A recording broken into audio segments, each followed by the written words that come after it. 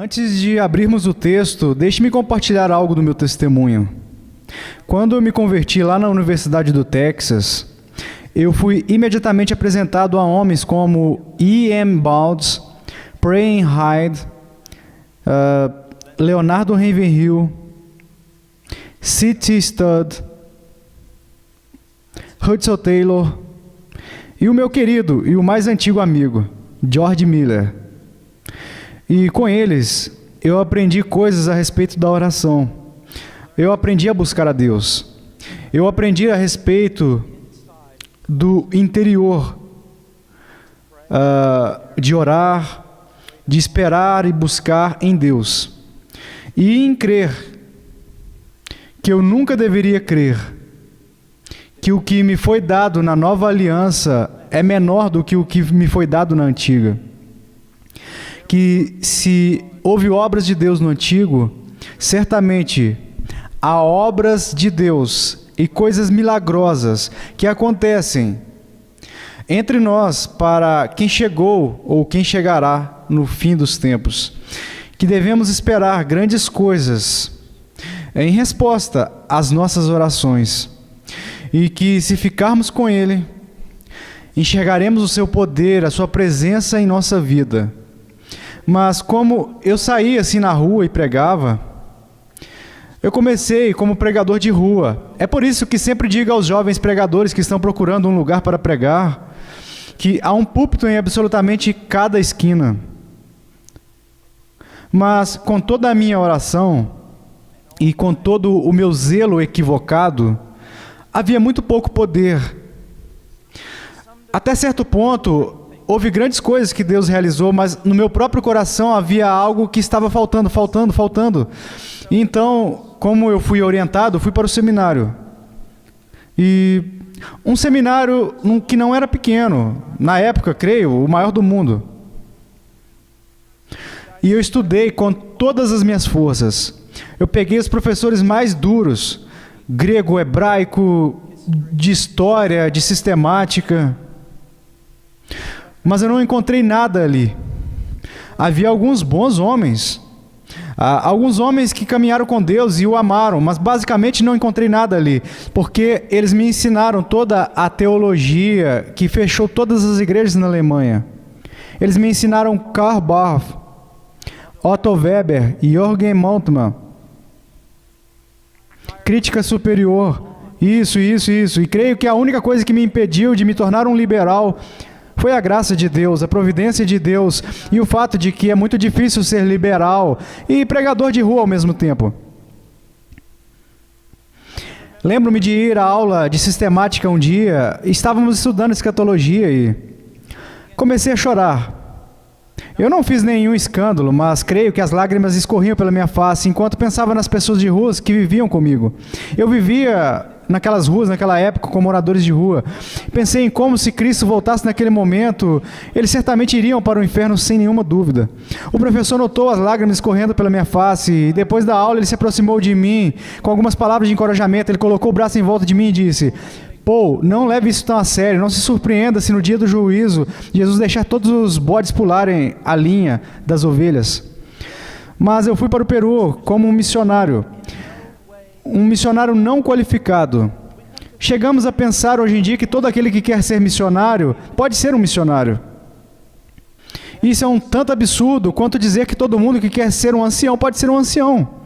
Existem requisitos de teologia, de caráter.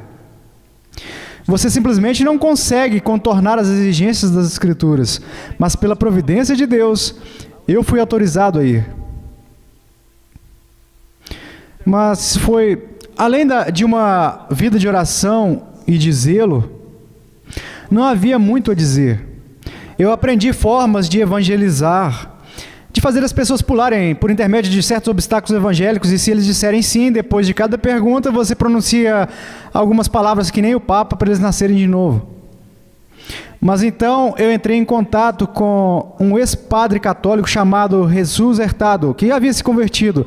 Um homem brilhante, latim, grego, um homem absolutamente brilhante. E depois que ele se converteu, ele decidiu que iria para a Alemanha, onde a reforma ocorreu a fim de aprender as verdades das Escrituras. Mas quando ele chegou lá, ele descobriu que eles estavam fazendo a mesma coisa que a Igreja Católica estava fazendo. Então ele voltou para o Peru e começou um instituto bíblico. Ele me perguntou se eu daria aula. Eu pensei, bem, eu estive no seminário, né? Eu conheço grego, eu vou te ajudar. E foi aí que Deus realmente começou a mudar a minha vida quando eu era jovem.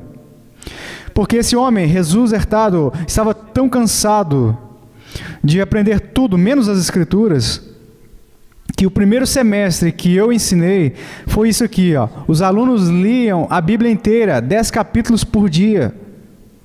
Eles escreveram um resumo do capítulo, e eles escreveram um comentário de cada capítulo. Eu quero dizer, isso foi um fenômeno. Eram horas e horas de trabalho por dia, simplesmente nas Escrituras. E então eles vinham para a aula, e a única coisa que a aula fazia era simplesmente perguntar ao professor todas as perguntas. Então eu comecei a estudar as Escrituras cerca de 10 horas por dia. Porque embora eu tenha me formado quase o melhor assim, da minha turma no seminário, eu nem conhecia as Escrituras. E simplesmente horas e horas e mais horas, depois de percorrer os primeiros 5 livros do Pentateuco, eu descobri que não era mais um batista. Porque eu tinha ido para um seminário batista. E as coisas que eu estava aprendendo não tinha nada a ver do que eles tinham me ensinado. Então eu decidi que eu ia voltar para os Estados Unidos por 1 mês ou 2, para tentar descobrir o que eu sou. Isso foi depois que eu terminei todo o curso. Tínhamos passado por toda a Bíblia. Voltei aos Estados Unidos para descobrir a quem eu pertenço. E alguém me entregou um livro do Boyce, o resumo dos princípios. Eu comecei a lê-lo. E eu percebi que não havia deixado de ser um batista. Eu percebi que eu tinha me tornado um.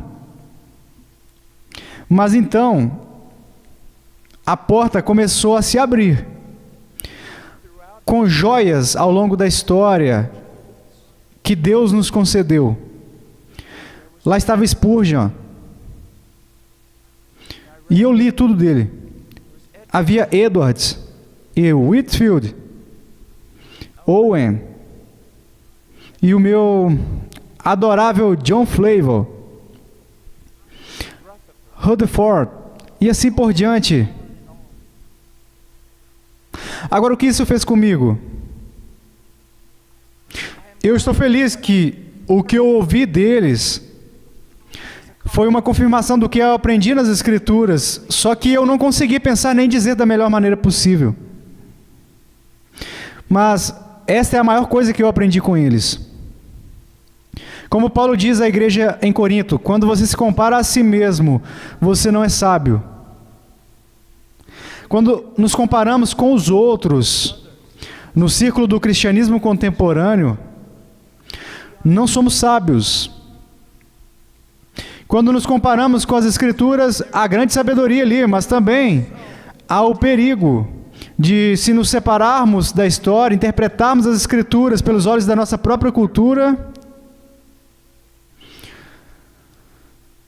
Mas quando olhamos ao longo da história cristã, e descobrimos os homens e as mulheres de Deus, que Ele mais usou, que mostram as maiores evidências de piedade e do poder de Deus, e começamos a comparar a nossa teologia e o nosso modo de vida com eles, isso eleva e solta faísca, eleva o padrão.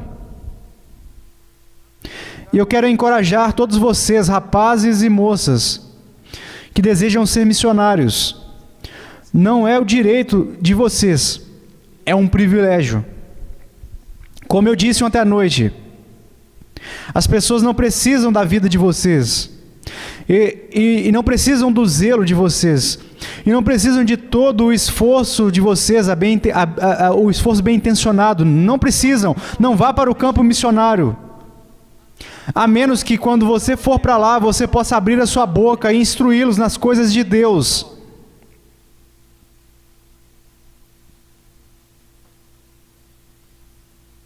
Bem, vamos ao nosso sermão. Romanos capítulo 12. Versículo 1. Rogo-vos, pois, irmãos, pelas misericórdias de Deus, que apresenteis o vosso corpo por sacrifício vivo, santo e agradável a Deus, que é o vosso culto racional. E não vos conformeis com este século, mas transformai-vos pela renovação da vossa mente, para que experimenteis qual seja a boa, agradável e perfeita vontade de Deus, o que é bom, aceitável e perfeito. Paulo foi um apóstolo e tinha um ministério apostólico, mas ao mesmo tempo, não pense nele como não tendo o coração de Cristo, ou o coração de um pastor. Ele se importava profundamente com as pessoas. Eu estou com muito medo, embora aprecie muito esse desejo recém-descoberto de fazer tudo para a glória de Deus, que fazer missões para a glória de Deus e pregar para a glória de Deus. Mas isso em si também pode se tornar algo distorcido, porque às vezes é usado como desculpa para não ter paixão pelas pessoas, para não ter amor pelas pessoas. Devemos sempre fazer todas as coisas, em primeiro lugar para a glória de Deus, mas verdadeiramente se fizermos isso, se estivermos amando o Senhor nosso Deus com todo o nosso coração, alma, mente e força, amaremos o nosso próximo como a nós mesmos. Nós vamos cuidar das pessoas, especialmente quando sabemos que podemos escolher a pior de todas, a pior pessoa na face da terra, e sabemos que podemos fazê-la parecer um menino de couro, se não fosse pela graça de Deus em nossa vida. E portanto devemos exortar as pessoas à verdade, para a glória de Deus, mas também para o seu benefício. Também, e eu posso ver isso em Paulo, ele diz, portanto, eu rogo-vos, irmãos. Uma das maiores necessidades da igreja hoje em dia, a minha esposa, quando ela veio para a América pela primeira vez, ela disse que a primeira coisa que ela notou é que parecia que os cristãos americanos, eles eram um pouco estranhos. Ela disse que considerávamos o trabalho do nosso pastor nos repreender tanto pública quanto privadamente, para zelar por nossas almas, para nos exortar, nos encorajar, para nos dizer quando estamos errados. Parece que os cristãos americanos não fazem parte disso. Eles consideram um ataque quando é uma das maiores expressões do amor pastoral, que um homem arrisque o seu relacionamento para honrar a Deus e salvar almas. E nós vemos isso em Paulo. Ele está rogando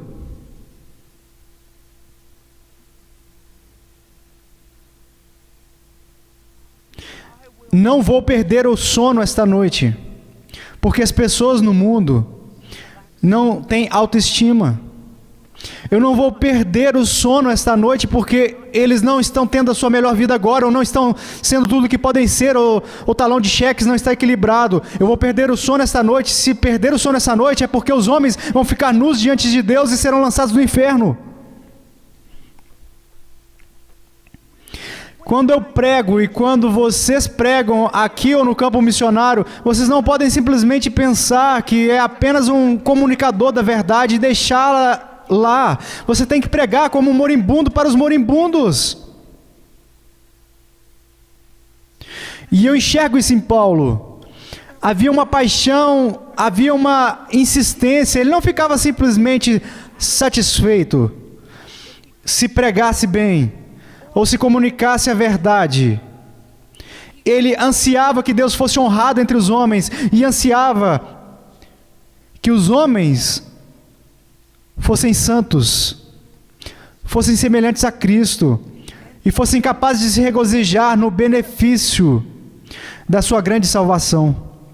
Devemos ser um povo dado a exortar os nossos irmãos a uma piedade cada vez maior, a uma piedade cada vez mais ampla, para abundar cada vez mais em amor.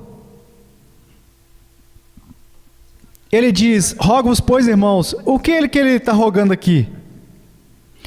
Para fazer o mais difícil, algo escandaloso, em alguns casos, alguns diriam uma coisa absurda, que uma pessoa poderia fazer, que é exortar uma outra pessoa a fazer, dar a sua vida. Você sabe que até o diabo estava certo. Nesse sentido, você pode tirar os bens de um homem, suas casas, as terras, você pode fazer absolutamente qualquer coisa com ele, mas no momento em que você toca na sua carne, é quando você realmente vai testar este homem. Dar um carro, uma casa, o dízimo, é uma coisa pequena, Mas pedir a um homem que dê a sua vida... Eu sei que há muitas noções românticas a respeito das missões, mas Amy Carmichael, o livro da Elizabeth Elliot, está certo. Missões é simplesmente isso, uma oportunidade de morrer, uma oportunidade de dar a sua vida por algo muito maior do que você, muito maior do que você. Então ele vai rogar a essas pessoas que façam o que alguns considerariam praticamente cultual, absurdo, ridículo, imoral: dar a vida, oferecer a sua vida. Agora, você vai precisar de um remédio forte para motivar uma pessoa a algo desse tipo. O que na terra ou no céu poderia motivar um homem a dar a sua vida?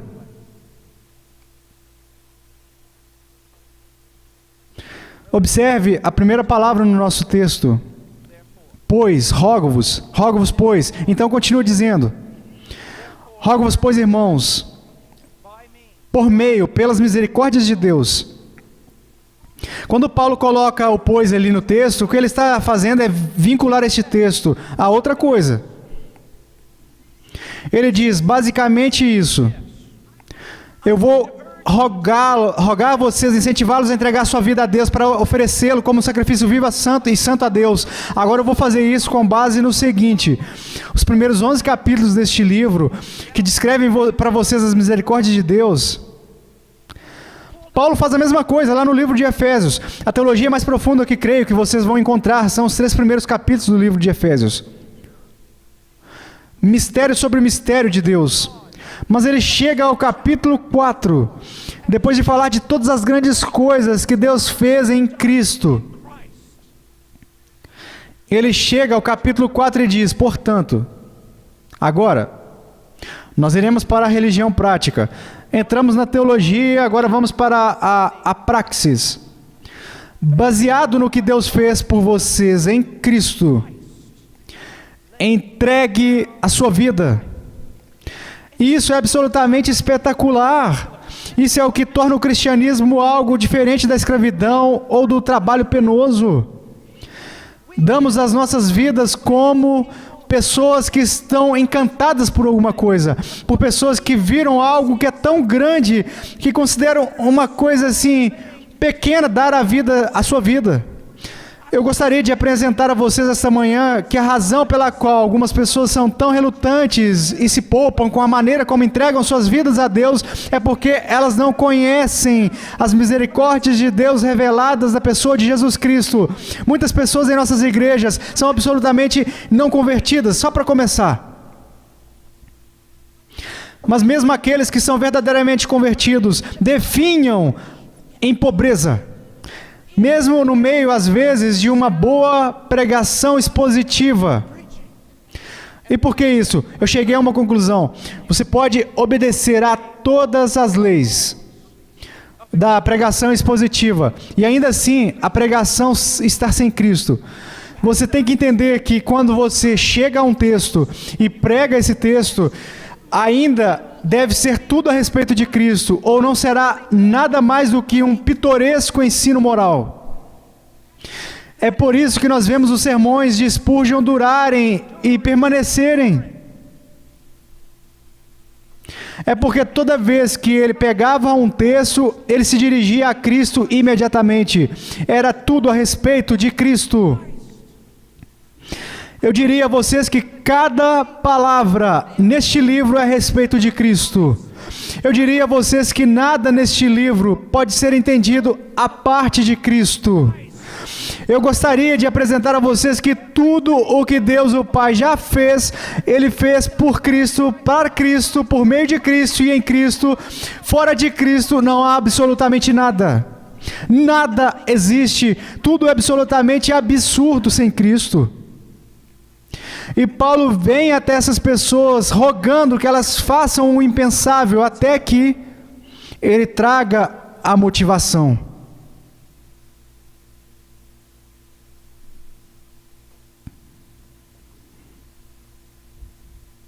De onde vem o autossacrifício? é justo que o reino de Deus avance violentamente e os violentos o tomem pela força? Há apenas alguns homens que estão simplesmente preenchidos de determinação e vontade de fazer a coisa certa e dão a vida? Se isso for verdade, é idolatria. E é autoadoração. Como o irmão Charles Slater, que está ali, me disse várias vezes, aqueles homens que violentamente tomam o reino à força não são violentos em sua força e vontade própria. Eles são violentos porque estão desesperados. Eles conhecem a sua fraqueza, eles sabem da sua necessidade, e saber de sua fraqueza os deixa tão desesperados que eles agarram o reino com todas as suas forças. Mas o que conduz uma pessoa a dar a sua vida, o que é? Eu diria a vocês, há apenas uma razão bíblica. Que eles vislumbram ou vislumbraram algo das glórias de Deus na face de Cristo. O cristianismo, embora tenha uma lei, uma ética e uma moralidade, não se trata de cumprimento de regras, ou de ética, ou de moralidade. Fazer dos Estados Unidos da América um povo moral seria simplesmente torná-los 2 filhos do inferno, ou filhos do inferno 2 vezes mais. O cristianismo é sobre Cristo, é sobre a graça, trata-se da redenção. E como eu disse ontem à noite, se você notar que seu amor por Deus está diminuindo, ou não é o que deveria ser, todos nós devemos dizer o que você não glorifica a Deus como deveria, o que você precisa crescer, ou que você precisa encontrar poder sobre a pornografia, você o faz correndo para descobrir mais das glórias de Deus na face de Cristo. É assim que você faz. É dele. Tudo tem que voltar e contornar em Cristo, ou então é idolatria. Tudo.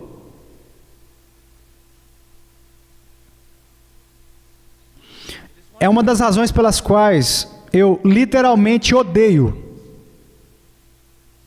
quando alguém menciona algo sobre teologia sistemática, e então eles próprios ou outra pessoa prefaciam isso. É claro, você tem que ter cuidado, porque a teologia sistemática por si só, ou a doutrina por si, pode fazer você frio, e não haverá frutos, e você vai se encher de orgulho. Eu não concordo em nada dessa afirmação. A verdade nunca pode ter um efeito ruim sobre uma pessoa.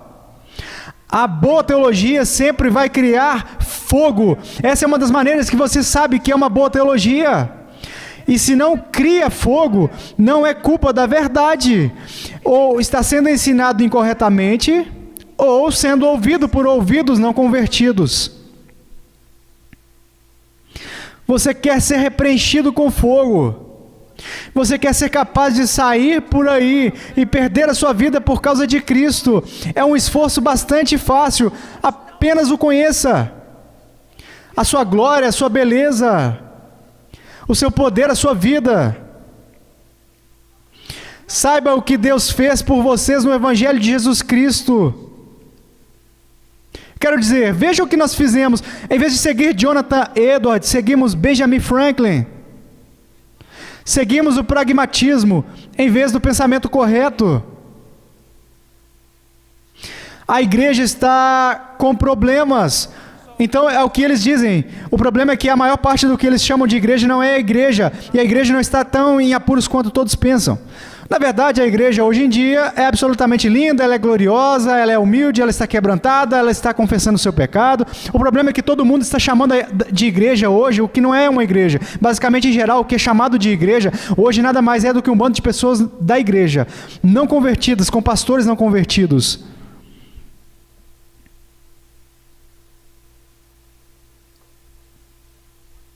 O que você tem que ver é o seguinte: tentamos ajudar as pessoas dando-lhes princípios, e há princípios na Bíblia. Tentamos ajudá-los dando-lhes 10 maneiras de fazer isso e aquilo, e cursos de discipulado e todo tipo de coisas, em fazer as pessoas crescerem.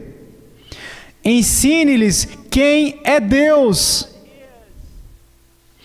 Mostre a eles as obras de Deus. Ensine-os a respeito de Jesus Cristo. O problema é que muitos pastores não podem fazer isso, porque é um trabalho árduo buscar esse tesouro. Missionário, se você vai ser de alguma importância no campo, então saiba disso. Você vai ser caluniado por todos os outros missionários. Assim como John Hyde. Dizia-se que John Hyde era todo tipo de coisa, porque tudo que ele sabia fazer era ficar no seu quarto e orar.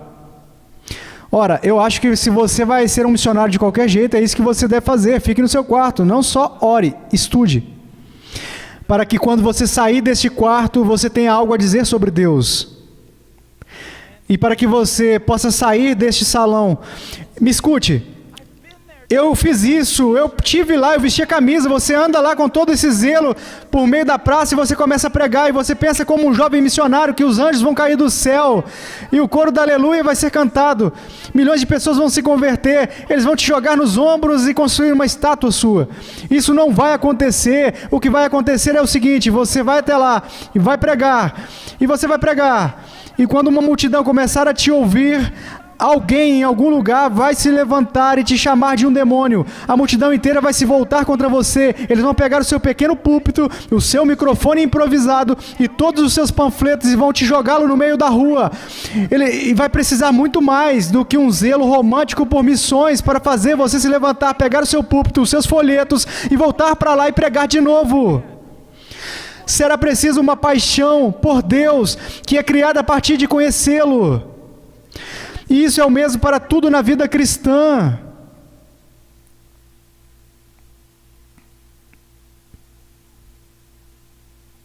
Eu devo saber que Deus é santo, para que o conhecimento que eu tenho dele cubra tudo mais no mundo.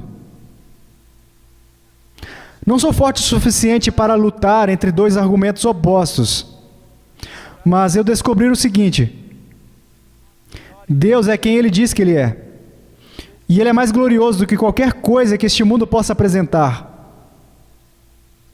Então, se eu realmente o conheço, e eu realmente o enxergo as suas glórias, essas glórias tampam tudo deste mundo temporal, então não é muito difícil tomar uma decisão. Porque você se torna um homem, um prisioneiro. Paulo vai exortá-los. Mas Paulo, de certa forma, vai procurar fazê-los prisioneiros. Paulo chamava a si mesmo de prisioneiro de Cristo Jesus. Eu creio que ele quis dizer mais do que apenas correntes em suas mãos. Vocês não enxergam? Ele realmente foi um prisioneiro. O amor de Deus o havia aprisionado. Veja, ele não pertencia mais a si mesmo. É uma revelação tão grande da glória de Deus na pessoa de Cristo, que ele ficou cativo a isso. Isso é o que vocês precisam. Simplesmente ser santo para que você possa ser usado não é forte o suficiente. Apenas ser santo para que a igreja não tenha má reputação não é forte o suficiente. Apenas ir para o campo missionário porque as pessoas precisam de Jesus não é forte o suficiente. A única coisa que pode mantê-lo no curso é se você se tornar um prisioneiro da graça de Deus, da revelação de Deus. É incrível como uma compreensão cada vez maior, uma compreensão íntima da pessoa de Deus no Evangelho, por si só separa você. Isso te captura de uma forma, não é mais um homem que olha para o mundo e olha para o cristianismo e depois tenta decidir qual ele deve seguir, mas é um homem praticamente em transe, que vislumbrou algo de Cristo e não pode mais olhar para o mundo, ele não suporta. Isso é o que Paulo está exortando. Ele diz: rogo-vos, pois, irmãos, por isso, pelo conhecimento de quem é Deus e a glória de Deus na pessoa de Cristo e na sua cruz. Eu não vou ser capaz de passar por esses dois versículos, mas eu posso ver isso, e deixe de dizer isso. A maior doença para a verdadeira igreja na América é que ela não conhece o seu Deus. Junto com isso está o seguinte: nós temos, eu chamo isso de reducionismo evangélico. Tomamos, como Paulo disse a Timóteo, o glorioso evangelho do Deus abençoado, louvado, e o reduzimos a 4 leis espirituais, ou 5 coisas que Deus quer que vocês conheçam. E onde está o poder nisso? Não só não há poder nisso para o evangelismo, deixe-me dizer isso, e é muito mais importante, não há poder nisso para a vida cristã. Veja, o Evangelho de Jesus Cristo não é um cristianismo do passo a passo, não são as primeiras pequenas verdades que você aprende para que possa ser salvo, e então depois uma coisinha ou uns passinhos que você dá a outras pessoas e compartilha com elas para que também possam tomar uma decisão. O Evangelho é tudo. Deixe-me colocar dessa maneira. Fala-se muito hoje em dia sobre a segunda vinda de Jesus Cristo. Como vai ocorrer, quando irá ocorrer, quais serão os eventos precedentes e o que vai seguir, todas essas coisas diferentes. Deixe-me assegurar-lhes uma coisa: você entenderá tudo sobre a segunda vinda de Jesus Cristo no dia em que isso ocorrer. Eu prometo isso para vocês. Mas também posso dizer isso a vocês: vocês irão passar uma eternidade das eternidades e nunca começará a entender, a compreender o Evangelho de Jesus Cristo. O Evangelho não são 4 leis espirituais, não é, você sabe que é um pecador, você quer ir para o céu, você gostaria de fazer essa oração. O Evangelho é o assunto de toda a Bíblia, é a maior manifestação de Deus que jamais iremos ter, e vou dizer a vocês que passaremos toda a eternidade buscando, estudando o que Deus fez por nós em Cristo e na cruz de Cristo. E se vocês puderem enxergar isso, eu passei literalmente os últimos 12 anos da minha vida, horas e mais horas, praticamente horas e mais horas por dia, fazendo uma coisa: lendo e escrevendo sobre Cristo morreu por mim. Eu nem comecei. Eu não consigo dormir à noite por causa disso. E o que eu quero que vocês enxerguem é que vocês não precisam de muitos enfeites. Vocês apenas precisam perceber onde o tesouro é encontrado na cruz de Cristo. E essa verdade irá te conduzir a qualquer lugar que a providência de Deus decretar que você vá. Esse é o poder das missões. Deus se tornando carne, morrendo debaixo da ira de Deus, para que Deus seja justo e justificador dos homens. O que mais vocês precisam? Há uma eternidade de adoração nesta única coisa: Cristo morreu pelos pecadores.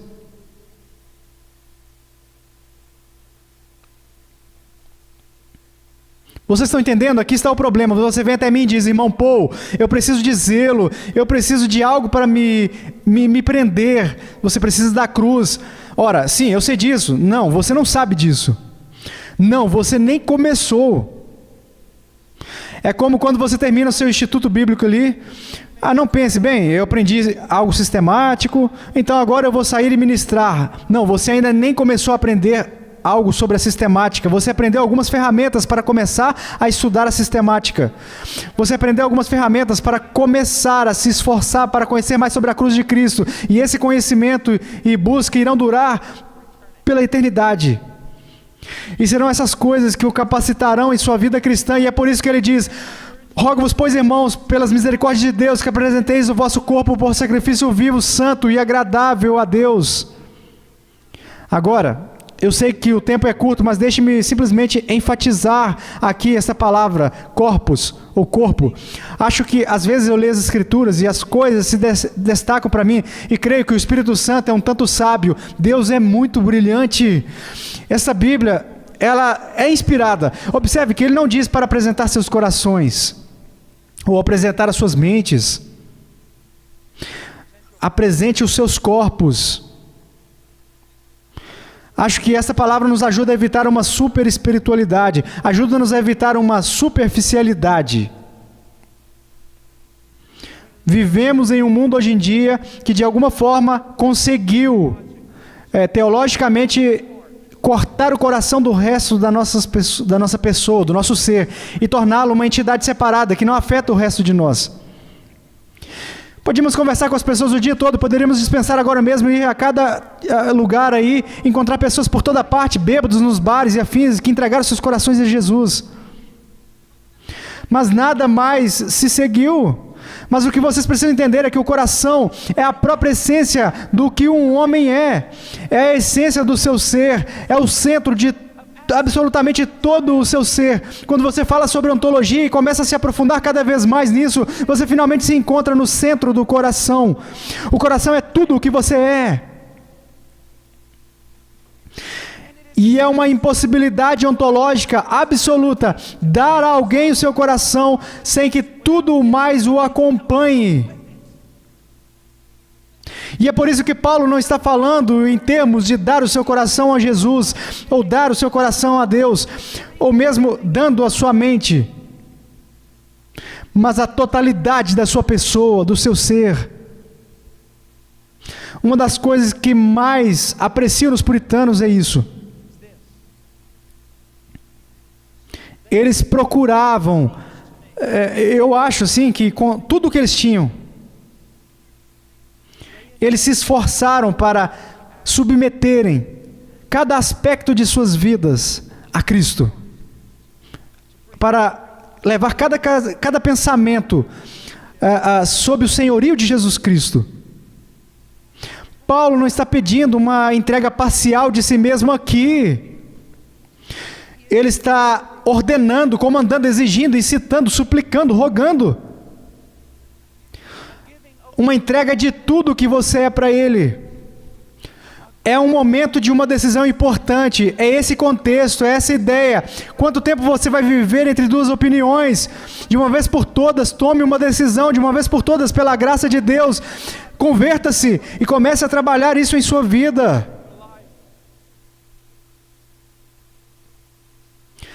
Apresento algumas perguntas a vocês. Vocês submeteram a mente a Cristo? A Cristo? Você diz, bem, o que isso significa, irmão Paul? Bem, vá às Escrituras. Eu gosto disso melhor do que usar concordância. Comece em Gênesis e leia toda a Bíblia. E cada passagem da Escritura que trata da mente, pegue isso e crie uma teologia sistemática sobre como a sua mente pode ser submetida ao senhorio de Jesus Cristo.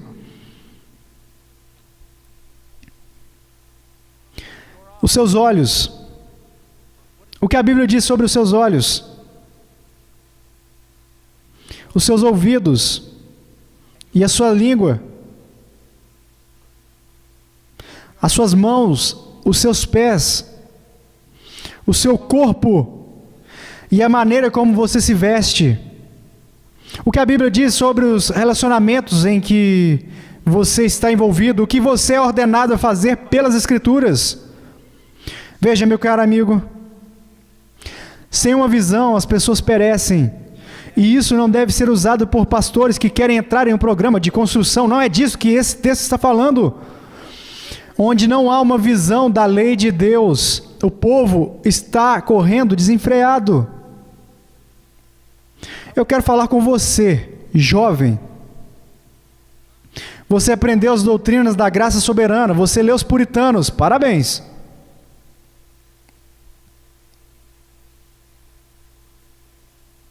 Você já passou pelas Escrituras para descobrir o que Deus diz a respeito de relacionamentos? E procurou entender isso e submeter a sua vida a isso em obediência? Eu sei que parece um pregador fundamentalista dos anos 60, mas deixe-me fazer uma pergunta. Você já procurou nas Escrituras os princípios estabelecidos para roupas e etiqueta? E você decidiu que submeteria sua vida a essas diretrizes? Veja, falamos sobre ser bíblico.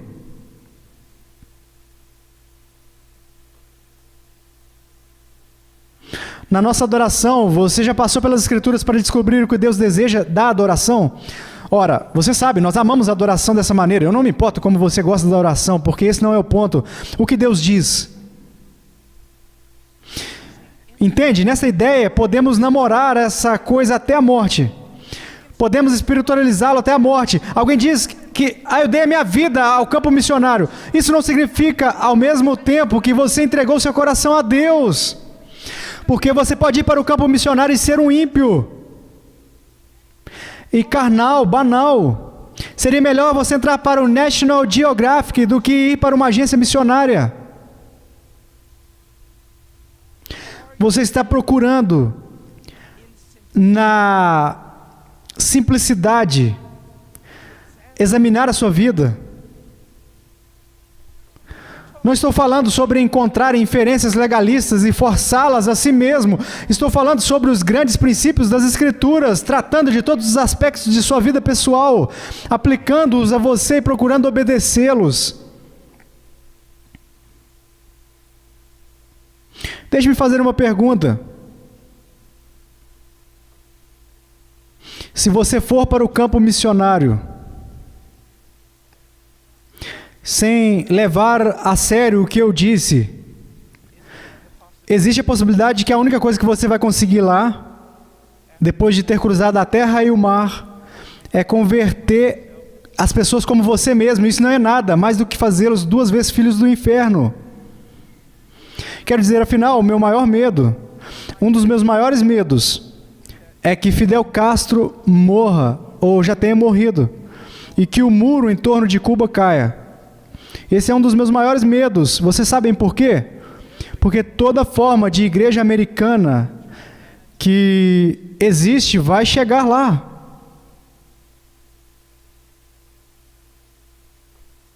Lembro-me de falar com o Conrad, na primeira vez que eu fui lá na casa do Sr. MBWay. Ele disse que a primeira coisa que sempre gostamos de dizer às pessoas que vêm para o ensino é que você não está trazendo Deus com você. Ele estava aqui muito antes de você comprar a sua passagem. Não há muito cristianismo americano, pessoal, que precise ser exportado. A menos que, como o Ravenhill diz, nós o colocamos em algum tipo de balsa e o enviamos para uma ilha solitária, e depois que ele se afasta do caos, todos nós cantamos a doxologia. Se vamos nos esforçar para trabalhar em missões, devemos ser motivados por um Deus que conhecemos, um evangelho que conhecemos, e nós devemos ser um povo que se esforçou com grande força para examinar suas vidas à luz das Escrituras e conformá-las com o que as Escrituras dizem. Quanto do que você tem, até mesmo a maneira como você se senta em uma cadeira, é formado por aqueles ao seu redor e não pelas Escrituras. É algo para se pensar. Vamos orar.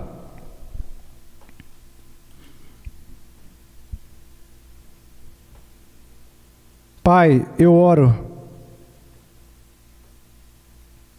Senhor, o Senhor sabe que Tu possas usar isso para começar e iniciar com alguns em uma jornada para que eles Te conheçam, buscando conhecer aquilo que traz deleite, buscando conformar suas vidas a isto.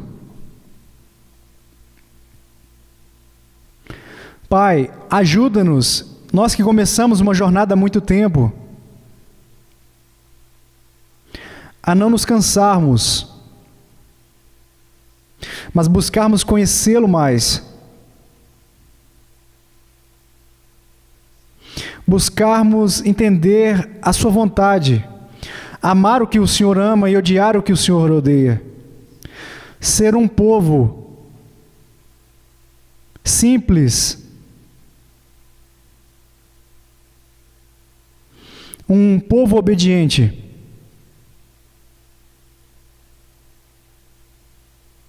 Um povo motivado pelo Evangelho e atraído pelo Evangelho. Em nome de Jesus. Amém.